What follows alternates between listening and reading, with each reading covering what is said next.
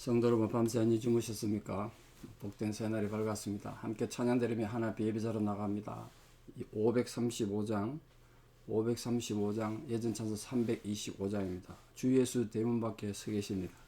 535장입니다.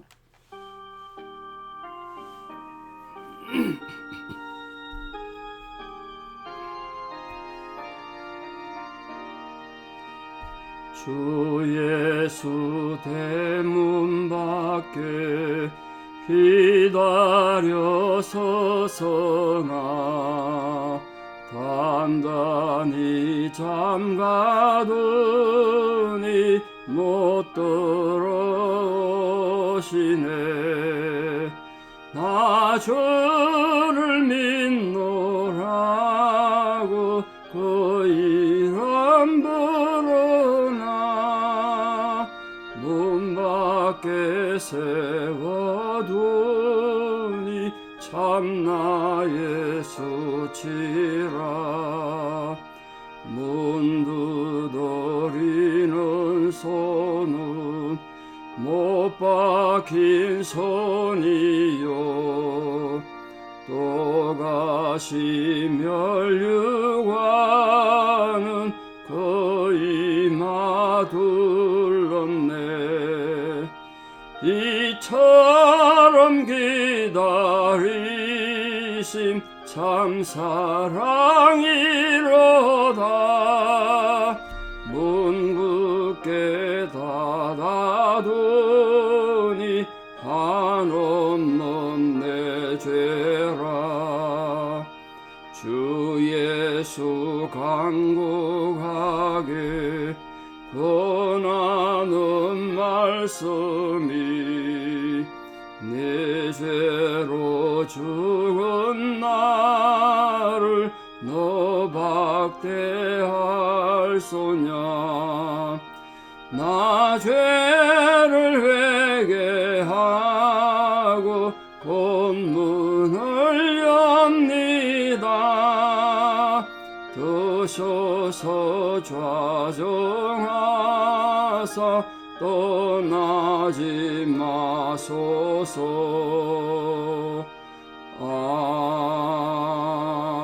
아멘. 신앙 고백 드리겠습니다. 나는 전능하신 아버지 하나님 천지의 창조주를 믿습니다. 나는 그의 유일하신 아들 우리 주 예수 그리스도를 믿습니다. 그는 성령으로 잉태되어 동정녀 마리아에게서 나시고 본디오 빌라도에게 고난을 받아 십자가에 못 박혀 죽으시고 장사된 지 사흘 만에 죽은 자 가운데서 다시 살아나셨으며 하늘에 오르시어 전능하신 아버지 하나님 우편에 앉아 계시다가 거기로부터 살아있는 자와 죽은 자를 심판하러 오십니다.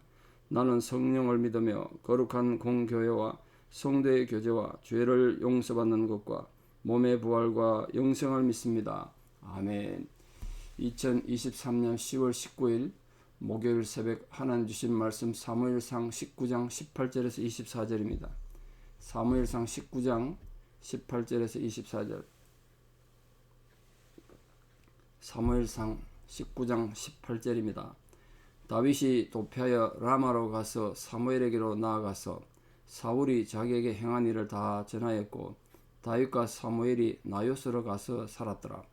어떤 사람이 사울에게 전하여 이르되 다윗이 라마 나요스에 있더이다 하매 사울이 다윗을 잡으러 전령들을 보냈더니 그들이 선지자 무리가 예언하는 것과 사무엘이 그들의 수령으로 선 것을 볼 때에 하나님의 영이 사울이 전령들에게 임하매 그들도 예언을 한지라. 어떤 사람이 그것을 사울에게 알림해 사울이 다른 전령들을 보냈더니 그들도 예언을 했으므로 사울이 세 번째 다시 전령들을 보냈더니 그들도 예언을 한지라. 이에 사울도 라마로 가서 세구에 있는 큰 우물에 도착하여 물어 이르되 사무엘과 다윗이 어디 있느냐. 어떤 사람이 이르되 라마 나요스에 있나이다.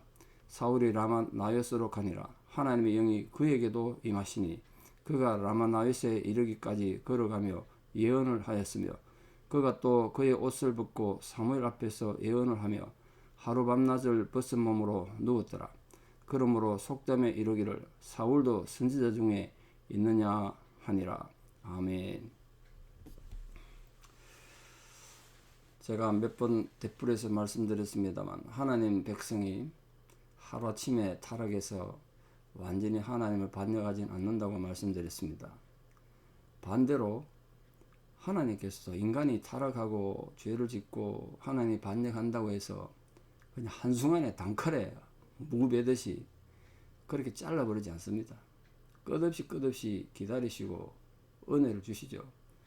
그게 탕자 기다리는 아버지 마음 아니겠습니까? 오늘 본문이 그런 내용입니다.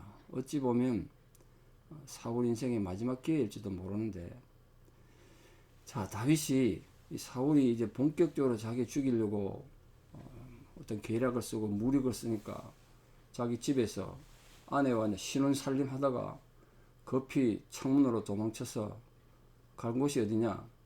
생각해 보니까 자기 고향을 가면 당연히 또 추격이 오겠죠. 그래서 고향을 못 간 거예요. 고향을 가야 제일 안전할 텐데 가면 형제 자매들 부모님 다 죽일 것 같아서 고향을 못 갔어요. 여러분이 만약 다윗이면 그런 상황이 됐습니다. 진퇴양난입니다. 갈 곳이 없어요. 어디를 피하겠습니까? 가장 생각한 게 사무엘입니다. 사무엘.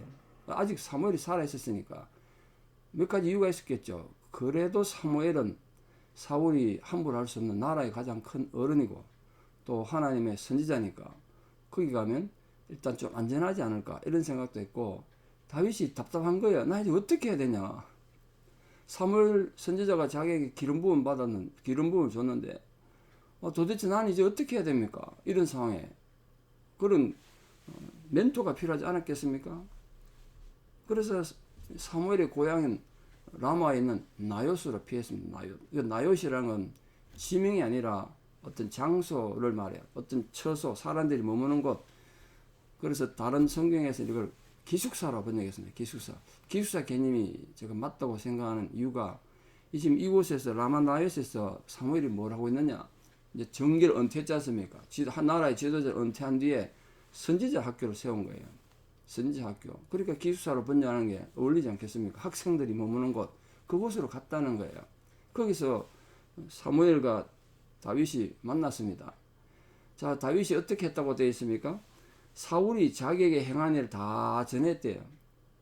그 말의 의미가 뭘까요? 자기가 억울하다는 것, 자기는 죄가 없다는 것, 자기 무죄하다. 왕이 지금 자기를 죽이려고 찾고 있으니까 완전 적색수배자니, 적색수배자. 완전 나라를 말아먹는 천의 역적 같은 그런 존재로 지금 도피자가 됐단 말이에요. 사무엘이 자기 형편을 얘기했겠죠. 여러분이 또 사무엘이라면 다윗에게 무슨 말을 해줄 것 같습니까? 두 사람이 사무엘과 다윗이 어떤 대화를 나눴을 것 같아요? 한번 상상을 동원해 보십시오. 여러분이 사무엘이라면 다윗에게 어떻게 얘기하겠습니까? 첫째, 여러분 위로하지 않았겠습니까? 위로했을 것 같아요. 당연히 했겠죠. 이 고생 많다. 그럼 힘내라. 하나님 너와 함께한다. 너를 세우신 분은 하나님이시다. 그 또 하나는 사울에 대해서도 얘기하지 않았을까요? 참 안타깝다. 내가 사울 생각하니까 사울이 처음부터 이런 사람은 아니었다. 사무엘이 말합니다. 내가 그를 세울 때를 기억한다. 그게 벌써 수십 년 전 얘기인데요. 그때 그도 겸손한 하나님 사람이었다. 그를 내가 왕을 세우려고 그럴 때 짐꾸러기 뒤에 숨어가지고 나 같은 게 뭐 왕이 됩니까? 자기를 낮출 줄 아는 겸손한 사람이었다. 다윗 보고 말했을 거예요. 너 잊지 마라. 네가 아무리 몸이 높아 왕이 되더라도 하나님 앞에 겸손해야 한다. 그 이유는 하나님만이 우리의 진정한 왕이 되시니까. 그 겸손을 잃지 않아야 하나님이 계속 너를 쓰실 것이다. 하나님은 교만한 자를 대하여 전쟁을 선포하시고 겸손한 자를 가까이 하시기 때문에 너를 사울을 보고 타산지석 삼아라. 그런 또 교육도 하지 않았겠습니까? 그건 당연한 거라 생각해요. 제가 만약 사무엘이라면 이 다윗 같은 아주 손잡버리고 완전히 제자 같은 입장 아닙니까? 그렇게 위로도 하고 가르쳤을 것 같아요. 앞으로 넌 사울 같은 왕의 입장에 있을 때 사울이 행하는 이런 짓 하면 안 된다. 끝까지 하나님 두려워하는 하나님 사람, 하나님 왕이 되라. 그렇게 말한 거예요. 자, 다윗이 라마나요까지 숨어갔다. 이 소문을 또 보니까 사람들에게 전했대요. 어떤 사람이 전했대. 이 어떤 사람이 누굴까요? 누굴 것 같습니까? 저는 이렇게 생각합니다. 이 어떤 사람은 사울이 지금 이스라엘 전역에 이 첩자를 보냈는지 모르겠습니다만 특히 이 라마 나요스에 왜 첩자를 보냈을까? 이 첩자의 첩자, 사울의 첩자 왜 보냈을까요? 사무엘 때문에. 사무엘이 겁나는 거죠. 사울이. 사무엘이 거기서 사람들 선동해가지고 사울이 이거 왕이 안 되겠다 이거 폐위시키자 이런 식으로 선동하지는 않는지 첩자를 보낸 거예요. 근데 그 어떤 사람이 아니면 그 사람이 사무엘의 제자 중에 하나거나 그 라마나요 주민이었다면 사울한테 가서 고자질할 이유가 없죠. 제가 보건대는 10중 8구 이 사울이 이 나라를 통치하기 위해 가지고 공안 정치하는 거죠. 공안 정치. 그걸 위해서 요즘 말하면 뭐 옛날에 우리 군사 독재 시절에 대학교에 끈앞풀이 들어가가지고 운동권 민주화 운동하는 사람들 잡아가는 끈앞풀이 된 것처럼 지금 그런 존재가 있었던 거예요. 그래서 사울에게 다 알렸습니다. 다윗이 여기서 피해 이곳으로 왔습니다.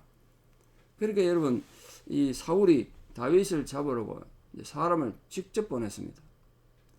근데 그 절체절명의 위기 가운데서 이 다윗이 또 보호를 받습니다. 여러분 이 굉장히 중요한 교훈인데요.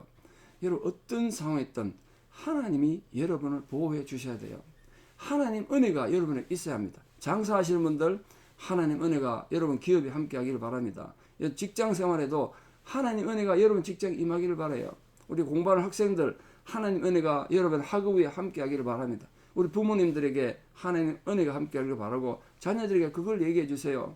멀리 가 있는 자녀들에게 시집장가 간 자녀들에게 하나님 은혜가 너희와 함께 하기를 바란다. 아버지 엄마는 그걸 위해 기도한다. 하나님 은혜가 함께해야 너희들이 살 수 있다. 네가 인정하든 인정하지 않든 기억해라. 하나님 은혜가 너와 함께 하기를. 이 다윗이 사울이 또 다윗을 죽이려고 쫓아온 군대들에게서 어떻게 피하겠습니까? 근데 어떻게 보호받았습니까? 하나님 은혜와 하나님 보호하심으로 성령의 주권적 역사를 인해서 보호를 받잖아요. 사울이 얼마나 지배했는지 다윗을 죽이려고 3번이나 사자들을 보냈습니다. 근데 그 사자들이 뭐 했다고요? 예언했대요. 참 놀라운 일입니다. 칼 들고 활 들고 다윗 잡겠다고 왔는데 자기들도 모르게 입에서 방언이 터져 나온 거예요. 말씀이 나온 거예요. 저는 고등학교 1학년 때 방언을 받았는데요. 그 방언 받았을 때 막 좋기도 하면서도 굉장히 겁나더라고. 입에서 막 내 의지와는 다른 꼬부라진 말이 막 나오는데 이 사람도 그랬던 것 같아요. 예언했대. 이 예언이란 말이 말씀을 받았다는 뜻이거든. 말씀을 가졌다는 뜻이에요. 그러니까 다윗을 죽이려는 적의를 가지고 사람 죽이려고 온 사람들이 하나님의 은혜가 임해버리니까 하나님 말씀을 하게 되더란 거예요. 그러니까 사울의 악한 계획이 3번이나 보낸 사울의 군대들이 다 예언하는 자가 돼버리니까 칼을 못 쓰는 거예요. 칼을 못 써. 하나님 말씀이 임하니까. 다윗을 죽이려는 사울의 악한 계획이 이 하나님 성령에 의해 가지고 다 무너진 거예요. 파괴된 거예요. 그러니까 이 사울의 사자들이 예언을 받았다는 건 결국 거기에 성령이 임해가지고 성령의 강권 역사가 있었던 거죠. 사울의 사자들이 예언하면서 사무엘 제자들이 있는 선지자 무리에 합류해가지고 마치 신학생들처럼 그렇게 행동했다는 거예요. 그 다윗을 체포할 수 없죠. 마음이 조급해진 사울이 이제 직접 다윗을 잡으려고 라마나요스로 왔습니다. 근데 놀랍게도 그에게도 하나님 영이 임해가지고 예언을 하게 됐다는 거예요. 예언을 하게 됐어요. 성령의 능력은 아무리 악한 세력도 이렇게 무마시킬 수 있는, 악한 세력을 무너뜨릴 수 있는 강력한 힘을 갖고 있습니다. 여러분 잊지 마십시오. 그러니까 우리 모든 성도님들은 이 육체를 자신의 무기로 삼지 말고 자기의 정욕을 무기로 삼지 말고 정말 성령의 능력을 힘있는 자가 돼야 돼요. 여기 참 가슴 아픈 일이 있습니다. 23절 이하에 보면 하나님의 영이 성령이 사울에게 임했단 말이에요. 사울에게. 어떻게 행동했나 보시죠. 첫째, 그가 먼저 예언하게 됐습니다. 그도 예언하며 걸어가면서 예언했대요. 사울이 그런 사람 아니잖아요. 예언했어요. 두 번째, 옷을 벗었다. 옷을 벗는다는 것은 예를 사람 옷을 벗는다는 건 뭐 벌거벗었다는 뜻이라기보다는 속옷은 입었겠죠. 옷을 벗었다는 것은 인간의 행동 중에 하나님 앞에서 자기의 고운관 모습, 자기의 부끄러운 모습, 자기의 연약한 모습을 그대로 드러내는 그런 개념이에요. 겸손을 의미하는 거죠. 나체가 될 정도로 벗은 거예요. 겸손함. 그리고 사무엘 앞에 하루 종일 누워 있었대요. 이거는 사울의 자기 의지와 전혀 상관없지 않습니까? 하나님 성령이 거기에 임해서 그래요. 제가 이 귀한 기회가 사울에게 인생의 마지막 기회라고 본 이유는 뭐냐? 하나님의 영이 사울에게 임했습니다. 근데 지금 사울이 어떤 상황이었죠? 하나님 부리는 귀신이 돌아가지고 사울이 정신병자처럼 중울대고 그랬다는 거 아닙니까? 근데 지금은 성령이 임했어요. 근데 안타깝게도 지금 사울의 마음이 완악하니까 성령이 그 안에 들어와 있어도 그를 변화 못 시키더라는 거예요. 이유는 사울이 성령에게 순종하고 성령에 따를 마음이 없다 보니까 하나님의 영이 임해도 그때뿐이었어요. 사울이 변하지 못했어요. 그래서 이게 너무 안타까운 거죠. 만약 이때 사울이 하나님 영이 임해가지고 그에게 임해서 내가 이 세상 잘못 살았구나, 이래 살면 안 되는구나 를 깨달았다면 뜻을 돌이키고 하나님 회개했겠죠. 근데 사무엘 앞에 그냥 사울이 누워 있었다. 누워 있었다는 말에 원형을 다른 말로 번역하면 떨어졌다는 뜻이에요. 떨어졌다. 사무엘 앞에서 떨어졌다는 뜻이란 말이에요. 그러니까 최고로 낮아진 모습 말이에요. 예언하고 자신을 적나라하게 옷 벗고 노출시켰을 뿐 아니라 겸손하게 자기를 낮추는 이 모습, 이렇게 계속 살 수만 있었다면 사울 인생이 바뀌었겠죠. 근데 그 모습 보고 사람들이 인정을 안 한 거죠. 수군거린 거죠. 사울도 선지자정이었냐? 저렇게 악을 행하는 사람이? 사울이 하나님의 영이 임해도 그에게 아무런 의미가 없었던 이유는 이미 그가 하나님으로부터 버림받은 자로서 악을 행하고 있었기 때문에 그래요. 우리 사랑하는 성도님들, 하나님 은혜가 없어서 우리 삶이 힘든 거 아니에요. 하나님 은혜가 없어서 내가 불행한 거 아니란 말이에요. 내 안에 악이 있으니까 하나님 은혜가 아무리 쏟아져도, 나야가라 폭포에 물이 쏟아지듯이 하나님 은혜가 내게 막 쏟아져도 내 안에 악이 있으면 그 은혜가 소용없어요. 오늘 사울 보세요. 하나님 은혜가 와서 예언도 하고 뭐 옷도 벗고 하나님의 겸손에 누워 있어도 그 삶은 바뀌지 않았어요.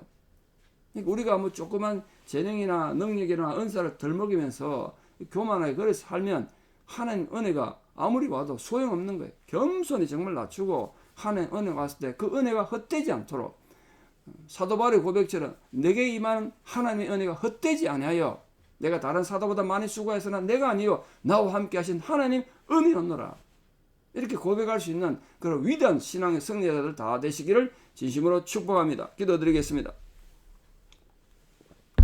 하나님, 오늘도 우리를 불러 하나님 자녀 삼으시고 주의 말씀 가운데 살아가게 하신 은혜를 감사드립니다. 우리가 지금 사울과 사무엘과 다윗의 삶을 보고 있는데 이 삶이 정말 우리에게 교훈이 되고 삶의 기둥이 되고 길잡이가 될 수 있도록 올바로 깨닫는 은혜를 주시고 그 깨달은 대로 살 수 있는 믿음을 겸하여 주시옵소서. 아버지 하나님, 우리 마음에 혹시나 사울처럼 악한 마음이 우리를 사로잡고 있어서 하나님 은혜와 하나님의 영이 아무리 우리에게 부어져도 아무런 영향을 줄 수 없는 그런 어둠 가운데 있는 분들이 있습니까? 주님 부디 그 어둠을 제거해 주시고 우리 주 예수 그리스도의 이름으로 우리 마음을 장악하고 우리 가정을 붙잡고 있는 모든 악한 영들은 깨어지고 물러가는 역사가 있게 하여 주시옵소서. 그를 통해 하나님께 주시는 작은 은혜라도 우리에게 오면 그 은혜가 우리에게 헛되게 지나가지 않도록 그 은혜로 인하여 그 은혜의 힘을 의지하여 우리가 굳건히 서서 믿음으로 나아가고 승리하는 거룩한 백성들 다 되게 도와주시옵소서. 이제는 우리 주 예수 그리스도의 은혜와 하나님 아버지의 만극하신 사랑과 성령님의 위로 교통 역사하심이 오늘 또 하루를 살아가며 오직 하나님 은혜에 의지하고 은혜로 살아가기를 결단하는 사랑하는 성도님들의 신앙의 고백 위에 또 우리 성도들이 살아갈 모든 삶의 여정과 나가서 마주치는 모든 인간관계 위에 특별히 지금도 병상에서 하나님의 은혜를 구하는 투병 중인 모든 성도님들 또 원근 각지 흩어져 살아가는 모든 자녀들 삶 위에 이제부터 영원토록 함께 하시옵기를 간절히 축원하옵나이다. 아멘. 여러분 오늘 하루도 하나님 은혜로 살아가시고 은혜로 승리하는 복된 성도들 되시기를 축복합니다. 감사합니다.